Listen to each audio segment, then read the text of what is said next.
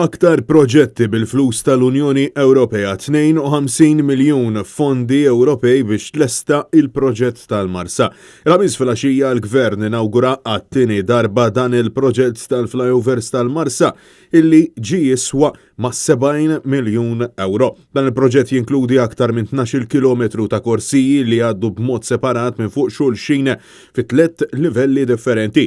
Il-ġurnalisti tagħna kienu preżenti għal din it-tieni inaugurazzjoni iżda il-Prim Ministru telaq mill-post mingħajr ma wieġeb għall-ebda domanda wara li għamel 10 minuti jdur maż-żona fejn sar il-proġett. L-ewwel inaugurazzjoni tal-proġett tal-Marsa saret fil-25 ta' Ottubru tal-2019 fejn kienet ittellet ċerimonja għal biċċa mill-flyover tal-Marsa nefqa illi laħqet kważi 40,000 euro mill-lat loġistiku. Intant kienu bosta dawk illi lmentaw ma' Net News dwar id-diskors partiġani li ntuża fix-xandira li twaslet il-ħamis minn Television Malta. Trasmissjoni li matula ixxandru d-diskorsi tal-Prim Ministru Roberta Bela, tal-Ministru Ian Borce, tas-Segretarju Parlamentari Stefan Zrinzo Azzopardi u tal-Kap Eżekuttiv ta' Infrastructure Malta Frederick Azzopardi. Trasmissjoni damet għaddejja kważi sija sħiħa.